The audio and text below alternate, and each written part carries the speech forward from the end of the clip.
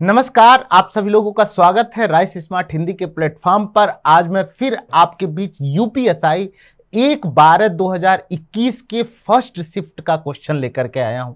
हम 20 प्रश्नों को हल करने जा रहे हैं और बहुत महत्वपूर्ण 20 प्रश्न हैं जो परीक्षा में आए हुए हैं। तो जैसा कि आप लोग जानते हैं कि पिछले लंबे समय से कंटेंट और टेक्स्ट पे हम लोग काम कर रहे थे कि क्या है पूरा व्याकरण। अब इस व्याकरण पर आधारित जो प्रश्न है उनको हल करने का काम हम लोग कर रहे हैं।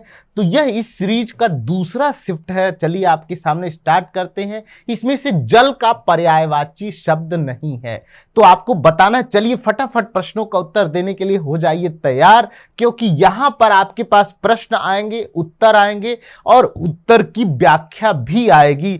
तीनों चीजों के साथ यह जो कॉन्सेप्ट लेकर के मैं आया हूं, तो इसमें जल का पर्यायवाची शब्द कौन सा नहीं है? उदक, अम्ब, रौप्य, नीर।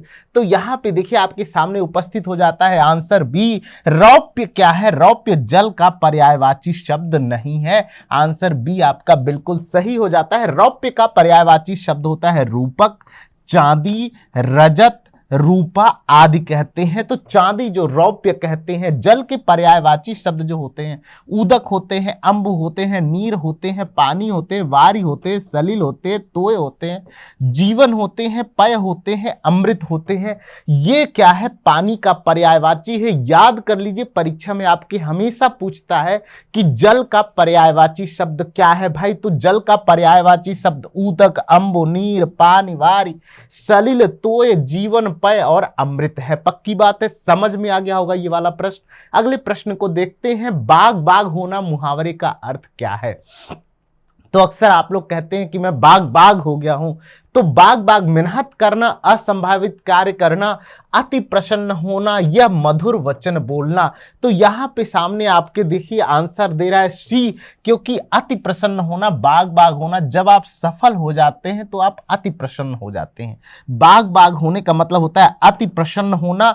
बीड़ा उठाना का मतलब होता है दायित्व लेना, याद कर लो। बगुला भगत का मतलब होता है ढोंगी व्यक्ति। ये जो बहुत सारे जीवन में आपके बगुला भगत मिलते हैं, ढोंगी व्यक्ति मिलते हैं। बांसों उछालना मतलब होता है बहुत खुश होना इसका भी। और बात बनाना मतलब होता है झूठ बोलना। तो बहुत सारे लोग जीवन में काम करते समय बातें बनाना शुरू कर देते हैं, झूठ बोलना शुरू कर देते हैं। तो ये हो गया आपका अगला प्रश्न। चलिए लेते हैं अगला प्रश्न क्या है। इनमें से आकाश का पर्यायवाची शब्द नहीं है।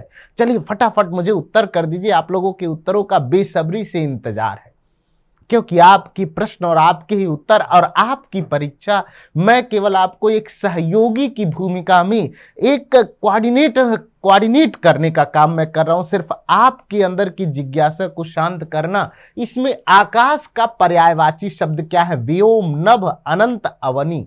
तो फटाफट बता दीजिए इस प्रश्न का उत्तर। यस, आंसर बी बिल्कुल सही है कि इसमें जो है जो आकाश का पर्यायवाची शब्द नहीं है वो है अवनी। व्योम, नभ और अनंत ये आकाश के पर्यायवाची हैं। अवनी आवास का पर्यायवाची न होकर पृथ्वी को कहते हैं। अवनी किसको कहते हैं भाई? पृथ्वी को कहते हैं। पृथ्वी को कहते हैं, अवनी का पर्याय है। आकाश का पर्यायवाची शब्द देखो, आसमान, गगन, मंडल, व्योम, तारापथ, नभ, नभमंडल, शून्य, अंतरिक्ष, द्यौ। पृथ्वी का पर्यायवाची शब्द है भू, धरा, वसुंधरा, अचला, वसुधा, पुष्कर, अनंत और रत्न गर्भा, धरती, क्षिति, उरी, भूमि और अवनी के रूप में जाना जाता है। तो पक्की बात है आपको दोनों शब्दों का, आकाश और पृथ्वी का जो पर्यायवाची शब्द है याद हो गया होगा। ऐसी ही अपेक्षा के साथ देखिए अगला प्रश्न क्या है। उपमान और उपमेय का अभेद क्या कहलाता है? तो जिस वस्तु से जिस वस्तु की तुलना की जाती है उसे उपमेय और उपमान कहते हैं। तो ऐसी स्थिति में भांतिमान, उत्प्रेक्षा, उपमा या रूपक। तो देखिए आंसर डी आपका सही है। रूपक अलंकार में उपमेय में उपमान के अभेद का आरोप होता है। उपमान और उपमेय का अभेद रूपक में कहलाता है। तो रूपक अलंकार होता है रूपी, जहां है ना, देखो रूपी होता है जहां पर उपमेय और उपमान में कोई अंतर दिखाई न दे, ऐसा लग रहा है सीता का मुख मानो मानो चंद्रमा के समान दिखाई दे रहा है। पायो जी मैनो राम रतन धन पायो, राम रूपी रतन जो रूप है वो कैसा मिल गया है मुझे, जो धन है वो कैसा है, राम के रूप के जैसा है। तो यहां पर उपमेय का उपमान से भेद रहित आरोप है और वह होता है रूपक अलंकार में। रूपक का मतलब होता है रूपी। उदित उदय गिरि मंच पर, गिरि और मंच शब्दों के बीच में क्या है, रूपक छिपा हुआ है। उपमेय उपमान जो राम जी के शादी का जो मंडप है वो पहाड़ से भी ऊंचा लग रहा है। उदित उदय गिरि मंच पर रघुबर बाल पतंग, तो ऐसा लग रहा है कि जो राम जी का मंडप बना हुआ है वह मंडप उदयगिरी पर्वत से भी ऊंचा है, बृहद है, विशाल है। तो यहां पे क्या हो गया भाई, उपमेय में उपमान का देखो, अलंकरो तो इति अलंकार, अलंकृत करने की जो प्रक्रिया है, सुशोभित करने की जो प्रक्रिया है, किसी काव्य की सुंदरता जिन तत्वों के माध्यम से बढ़ जाती है उन्हें हम क्या कहते हैं, अलंकार कहते हैं। और ये शब्द और अर्थालंकार के रूप में, और क्योंकि रूपक अलंकार अर्थालंकार है तो यहां पर अर्थ की देखो, पायो जी मैनो राम रतन धन पायो, जी मैनो राम रूपी रतन जो है धन की प्राप्ति कर ली है। पक्की बात है, समझ आ गया होगा। अगला प्रश्न देखिए क्या है, इसमें कौन सा प्रत्यय लेखक शब्द के अंत में प्रयुक्त हुआ है।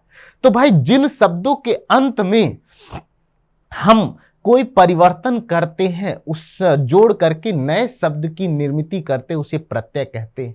और देखो लेखक में, देखो यहां दिए गए विकल्प में लेखक में अक प्रत्यय लगा हुआ है, अक प्रत्यय लगा हुआ है। वे शब्दांश जो किसी शब्द के अंत में लगाकर उसके शब्द के अर्थ में परिवर्तन कर देते हैं, अर्थात नए शब्दों का बोध कराते हैं, उन्हें हम क्या कहते हैं भैया, प्रत्यय कहते हैं। और अक प्रत्यय से बनने वाले जो शब्द हैं, लेखक है, पाठक है, कारक है ना, गायक है ना, तो ये शब्द जितने भी हैं वो क्या है भैया, ये अक प्रत्यय से बने हुए हैं।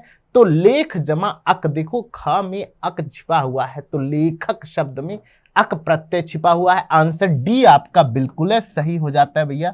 तो जिसने आंसर दे दिया है देखो चेक कर लो आप सभी लोग अपना आंसर। अगला प्रश्न देखते हैं क्या भाई, चंद्रोदय में कौन सी संधि है। देखो चंद्र जमा, देखो दीर्घ है, गुण है, वृद्धि है, यण है, तो यहां पे आपको दिखाई दे रहा है आंसर सी गुण संधि है। चंद्रोदय में गुण संधि है, जब आ के शब्द के बाद ई आए तो ए का ऊ और ऊ का ऊ आए तो ओ और ऊ बन जाता है, री का अर बन जाता है। ऐसे में देखो महा जमा ईस बराबर क्या होता है, महेश होता है। तो चंद्र जमा उदय बराबर क्या होता है, उदय बराबर क्या होता है, चंद्रोदय हो जाता है। इसी तरह महा जमा उत्सव बराबर क्या हो जाता है, महोत्सव हो जाता है। तो बिल्कुल आपका गुण संधि है, ई को एड़च है ना, गुण संधि का है ना। तो पक्की बात है भाई, यहां आ के जगह ई आए तो ए और ए है ना, ओ का ओ बन जाता है और ओ का औ बन जाता है और अर बन जाता है। पक्की बात है भाई, नियम स्पष्ट है चंद्रोदय वाला। अब अगला प्रश्न देखो, इनमें से तद्भव शब्द का चयन करिए। हमने कहा था तद्भव, तद जमा भाव दो शब्दों से मिल करके बना है। तद मतलब उससे, भाव माने उत्पन्न हुआ। तो संस्कृत भाषा से जो शब्द परिवर्तित हो करके जिसका स्वरूप परिवर्तित हो जाता है उसे हम क्या कहते हैं, तद्भव शब्द कहते हैं। आंसर ए निडर जो शब्द है वो क्या है, तद्भव शब्द का चयन करना है। देखो निडर शब्द क्या है, तद्भव, और निर्दम है ना, निर्दर जो क्या होता है इसका तत्सम होता है, कमल का कमल होता है, तांबा का ताम्र होता है, और झीना का क्या होता है, जीर्ण होता है। तो तद्भव से तत्सम का निर्माण आपको पढ़ना है, याद करना है। बिल्कुल भैया आपका आंसर ए बिल्कुल है, सही है। तो चलो अगले प्रश्न की तरफ चलते हैं। इनमें से अनभिज्ञ शब्द का विलोम शब्द क्या है। अब देखो भाई, कोई चीज है अनभिज्ञ है जिसे मैं नहीं जानता हूं, तो अनभिज्ञ का क्या करना है भैया, देख लो आंसर डी अनभिज्ञ। क्या देखो अनभिज्ञ क्या शब्द का विलोम क्या है, अभिज्ञ शब्द है। अनभिज्ञ शब्द का क्या होता है, अभिज्ञ होता है, अभिज्ञ आंसर डी है ना। अज्ञ क्या होता है, विज्ञ। अर्थ का होता है अनर्थ, और असीम का क्या होता है, ससीम। भैया बहुत ही इंपॉर्टेंट प्रश्न है, आपके परीक्षा में अक्सर ये पूछा जाता है। आंसर डी बिल्कुल सही है। अनभिज्ञ का होता है अभिज्ञ। अभिज्ञ माने होता है जानना, और अनभिज्ञ मतलब होता है नहीं जानना, है ना। पक्की बात है भाई। चलो अगले प्रश्न पर चलते हैं, चलो फटाफट इसका उत्तर दे दो। भारतीय संविधान की 8वीं अनुसूची में कितनी भाषाएं सम्मिलित हैं।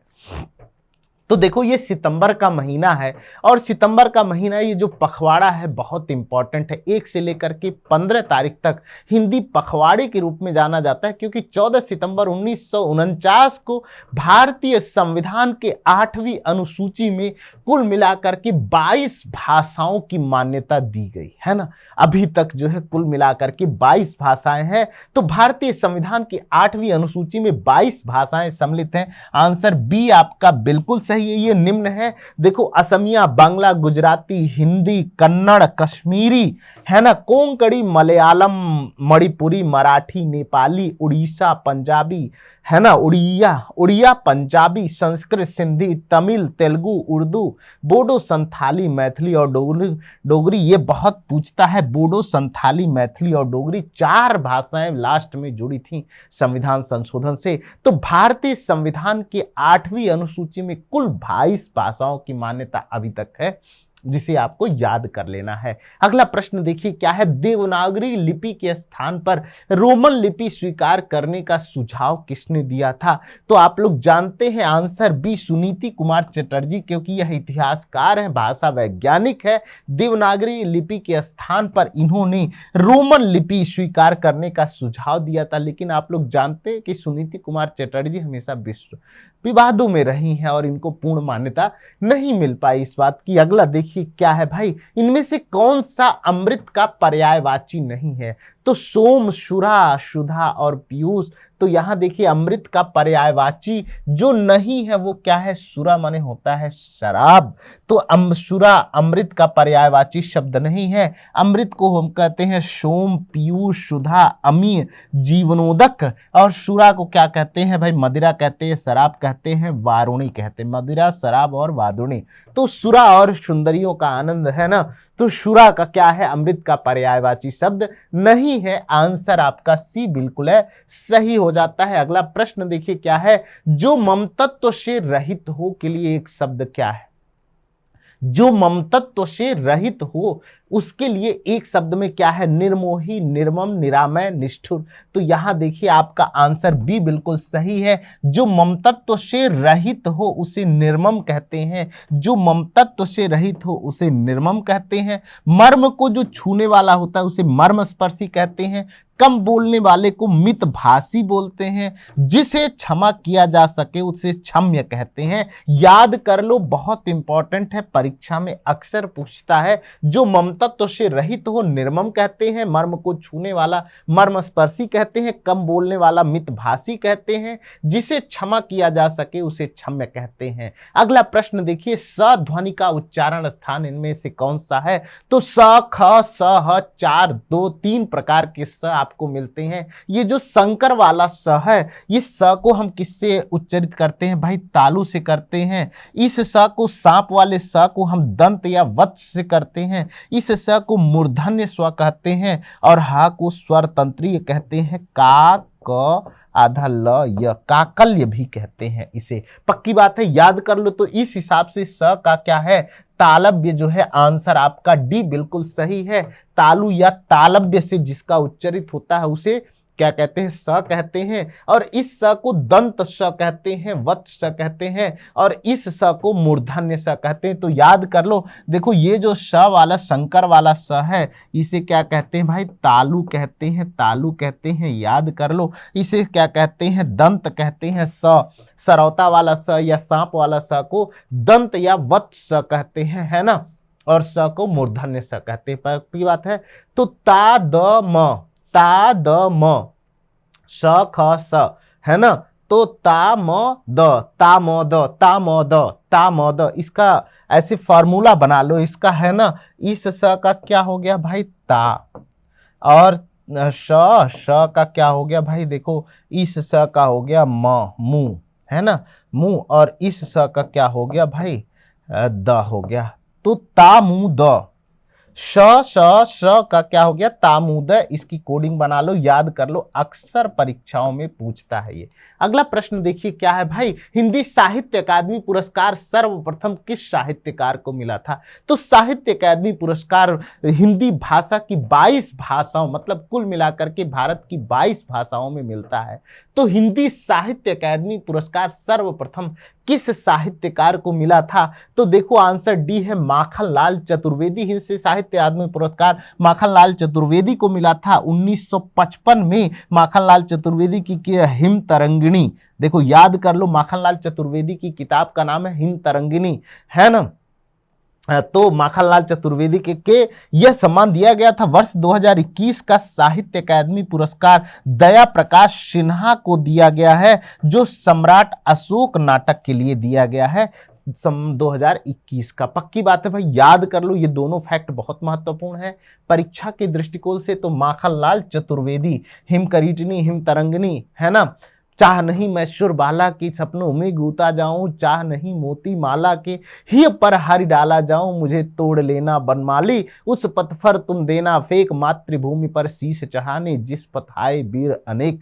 तो ये इन्हीं की फेमस कविता है माखनलाल चतुर्वेदी की। अगला प्रश्न है, इसमें कौन सी रचना जयशंकर प्रसाद की नहीं है। तो जयशंकर प्रसाद की रचना आप जानते हैं प्रेम सरोवर जो है, ये जो प्रेम सरोवर है ये नहीं है। प्रेम राज्य, कामायनी और प्रेम पथिक तीनों जयशंकर प्रसाद की रचनाएं हैं। ये क्या है, भारतेंदु हरिश्चंद्र की रचना है प्रेम सरोवर, है ना। भरत भारतेंदु, इनकी अन्य कविता संग्रह है प्रेम सरोवर, प्रेम वामवर्षण, प्रेम माधुरी, प्रेम तरंग, प्रेम प्रलाप, प्रेम फुलवारी आदि, है ना। और कामायनी, प्रेम राज्य, प्रेम पथिक जयशंकर प्रसाद की रचनाएं हैं। इनकी अन्य रचनाएं हैं चित्रधारा, कानन कुसुम, झरना, आंसू लहर और कामायनी करुणालय।